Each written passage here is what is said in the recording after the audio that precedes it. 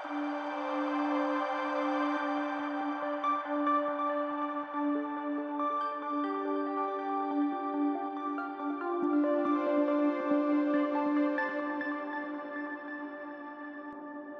me just tell you what I'm going to speak about.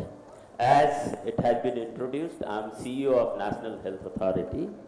So I'll be speaking about application of AI in healthcare. But let me also qualify that neither I am a health professional nor a technologist. At the most, if I can be defined, I'm a public policy practitioner. So my take on AI is actually related to the public problem or the human problem, and therefore if can AI solve the problem of healthcare at population scale for a country like India. So this, I'll just go from what we have today is the fragmented healthcare. Systems don't talk to each other. You have billion plus healthcare touch points. And what we actually need today is actually connected together. And how do we do that? That is where I see the value of AI. From fragmented care to intelligent health, India's journey to AI-enabled healthcare for billion plus population. So think of a problem. A frontline ASA worker in a village, going with a register and maybe with a small mobile with a data entry application. Think of about 40 to 50 people standing before her. What she does? She just takes the symptoms and maybe notes down in the register, takes few data in the mobile. How does she segregate which patient is actually a patient of, let's say, diabetic retinopathy? Which patient is actually a patient of, let's say, cataract, or maybe even a small fever for a person may not be just a fever. It may be an indication of a severe outbreak. How does it actually help? Now, this is the problem which we see in this country. It's not a technological problem, it's a human problem. And we are looking for a solution to this human problem.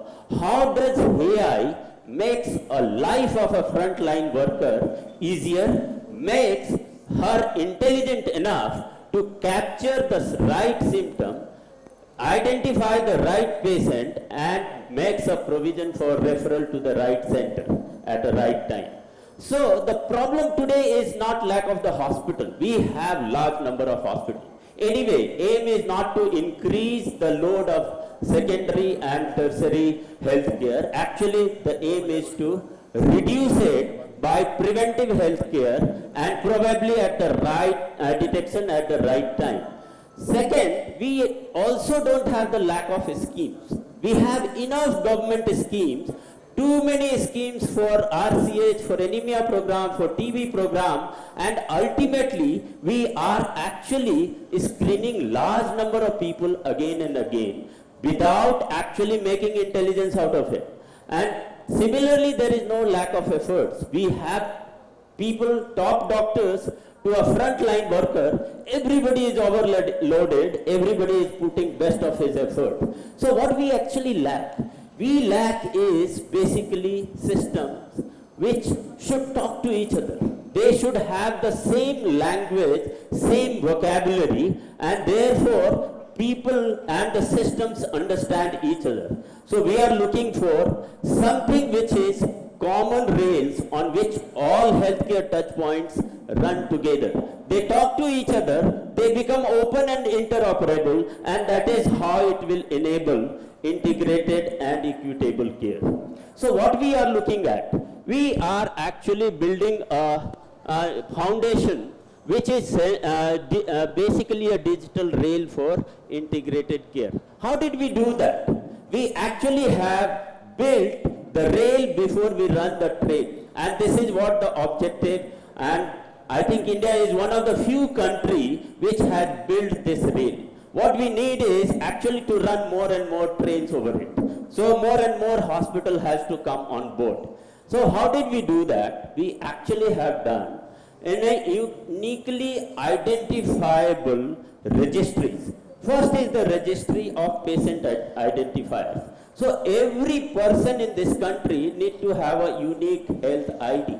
And I must tell you that Ayushman Bharat health account, which is called ABHA ID, has been created for 83 crore population of this country, which is enormous. What we need is actually to make use of it. And once we have a patient unique identifier, you can build on all his or her health record over that. Second is the verified health facility registries. We have a number of hospitals, a number of pharmacies, huge number of laboratories. All need to talk each other. How do they do that? They do that only if they are uniquely verified and identified, and that is what has been done by health facility registry. And third most important is health professional registry, which includes not just the doctors but also the nurses, paramedics, allied health professionals, and that is how they are also uniquely identified. Once all three are uniquely identified, you make the system actually interoperable, because any facility you go, you are uniquely identified by your patient identifier with the health facility identifier. Next time you go to another facility, your whole record can easily be shared. And what does it make further is, you build your own record. Once you build your own record, actually you get empowered. And once you get empowered, you know your longitudinal history, you actually become very conscious how your health is moving up. So that is the three registries which have been created, and this registries actually work through three major gateways. The major gateways are Health Information Exchange Gateway, which is like, if I go to one facility, I get my health records. Next time I go to another facility, I am in a position to share that health record. So if I can do that, I build huge advantage for next visit of the health facilities, where the doctor will know what exactly the problem I had earlier, what medicine I took earlier, what kind of symptoms I had earlier. And therefore my diagnosis will be much better. So this exchange is possible, and this is very much done with the express consent of the patient. So this is a possibility which this exchange has actually created. The second important gateway is National Health Claim Exchange Gateway. What we do today we take health insurance in individual capacity or in a capacity of a group. And how does it work? Actually, it works on trust, and between the hospital and the insurance companies, this trust deficit actually makes the premium higher and higher. And this can be easily done by huge transparency we bring through this exchange. It's quite possible by having a longitudinal health record of the patient along with a national health exchange to actually underwrite the insurance premium much objectively than we do today. The third most important gateway I'll talk about is something called Unified Health Interface. We have all experienced the revolution of Unified Payment Interface, and we see how easy it has become to transfer money from one part to one account to another account, one place to another place. And this is what will happen with Unified Health Interface, where as a patient with one platform, you will be able to search for a doctor, for a hospital, for a pharmacy, for a blood bank, for an ambulance. All together is possible. And this is possible because this gateway works on the three major registries. So this, what it has done, actually it has created a foundation for integrated and equitable care. So before AI, this digital public infrastructure actually changes the whole healthcare delivery. This is what we are looking now AI to work on this foundation of digital public infrastructure. So this Ayushman Bharat Digital Mission, ABDM we call, is now the foundation where actually AI can work to solve the public health problem at population scale which country faces today. So make this interoperable digital rails in form of ABDM, the first and the most important train which is running over is called Ayushman Bharat Pradhan Mantri Jan Arogya Yojana.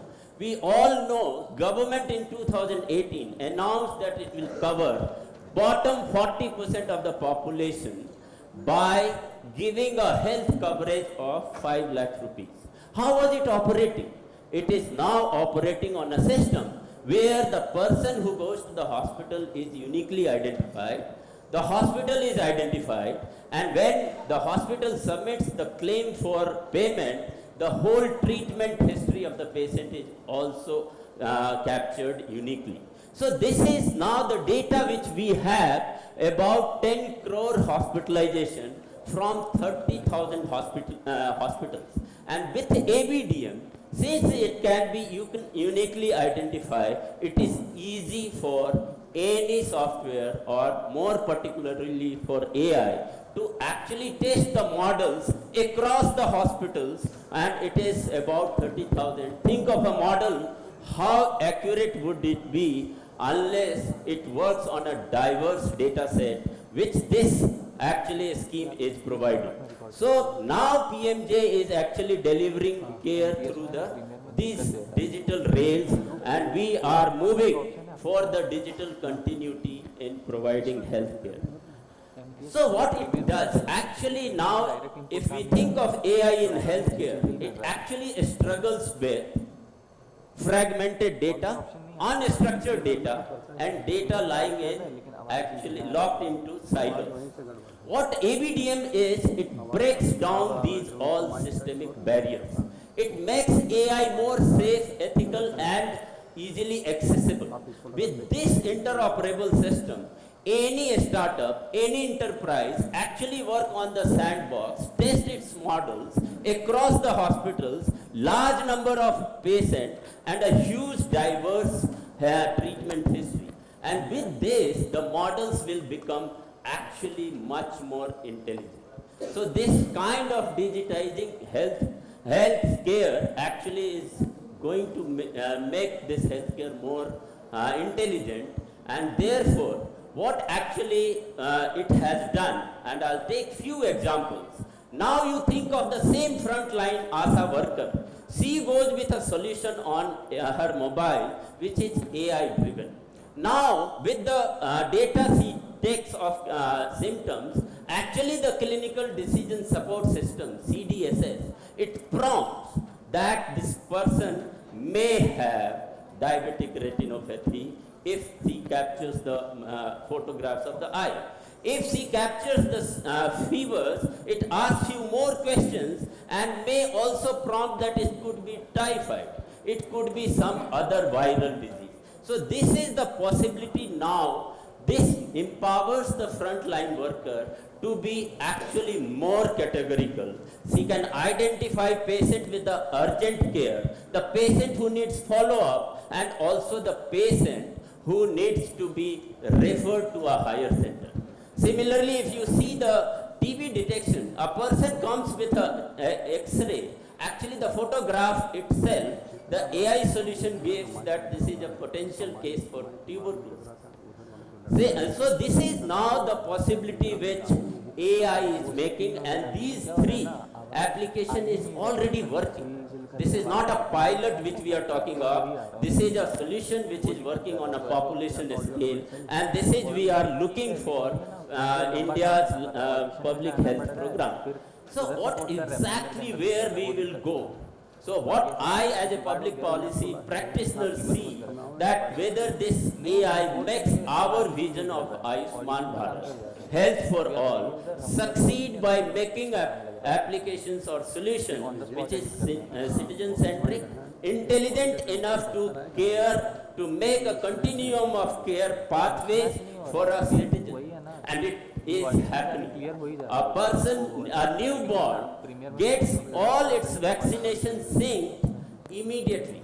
His unique identification makes the whole life cycle from vaccination to all kinds of medication synced at one place, and it is also empowers the person. A mother gets the personalized reminders regularly, and similarly the elderly gets the chronic care nudges. And similarly, AI will flag all kind of anomalies across your diagnostics, across your treatment or the symptom. So what we have done is moving away from fragmentation to the continuity of the care. So this is what we are aiming at. What AI actually can do so much, which we have heard in super speciality, in form of robotics, in form of diagnostics. What we are looking for solving the problem of public health is looking at a solution which solves human problems, which empowers our frontline health workers, which empowers citizens to get the early identification of the disease, right time referral to the right health center. So this is what we are aiming at with this solution. If AI works at population scale to make healthcare delivery in India intelligent enough, it creates a model which is accessible, which is equitable for the whole world. If it works for India, it will work for the world's public health problem. So this is what we are looking at AI, and I think AI will help us make India's healthcare delivery much more intelligent, and it helps patients and everyone in this country to get a better health. Thank you very much.